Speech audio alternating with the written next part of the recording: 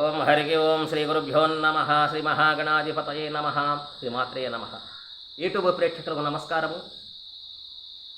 గృహ వైద్య కార్యక్రమానికి స్వాగతము. శ్రీ జ్యోతిష్య నిలయం నుండి గృహ వైద్య కార్యక్రమానికి స్వాగతం. అయితే ఈ చిన్న వైద్యం, ఇది పెద్ద వైద్యం ఏం కాదు, మంచి ఫలితం మాత్రం బాగా చక్కగా వస్తున్నది.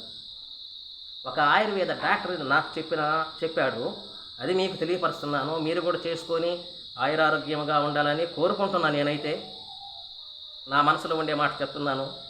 మీరు చక్కగా లక్షణంగా ఆరోగ్యంగా ఉండాలా, ఆనందంగా ఉండాలా. అయితే సొంటి 10 గ్రాములు, ధనియాలు 10 గ్రాములు, జీలకర్ర 10 గ్రాములు ద్వారగా వేంచండి. ముందు ఒక బాండిల్ లాంటిది అటువంటిది పెట్టేసి ఒక పాత్ర స్టవ్ మీద పెట్టి ద్వారగా వేయించుకొని దానికి సపరేట్గా పౌడర్ చేసుకొని, ద్వారగా వేయించిన పౌడర్ చేసి ఒకేసారి మిక్సీ చేసి చేసుకోండి. ఆ డాక్టర్ ఏం చెప్పాడంటే, ఆయుర్వేదం డాక్టరు, రోజుకు 4 గ్లాసులు తాగయ్యి అన్నాడు.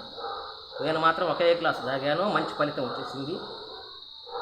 పల్సగా మజ్జిగ చేసుకొని మీరు చేసుకున్న ధనియాలు, జీలకర్ర, శొంఠి 3 పొదలు 30 గ్రాములు ఆయన స్పూన్ వేసుకోమన్నాడు. నేను స్పూన్ వేసుకోలేదు, ముక్కాల స్పూన్ వేసుకున్నా. ఆ పల్సగా మజ్జిగ చేసుకున్న దాంట్లో ముక్కాల స్పూన్ వేసుకొని రంగరించి ఆ 1 గ్లాసు మజ్జిగ తాగండి. మీరు భోజనం చేసినాకనే తాగవచ్చు, భోజనానికి ముందు తాగినా మంచిది, భోజనం చేసినాక 1 గంట 2 గంటలకి తాగినా మంచిది. పొట్ట ఉబ్బరము, పుల్లటి తేపులు, తిన్నది జీర్ణం కాకుండా ఆగిపోతుంటుంది.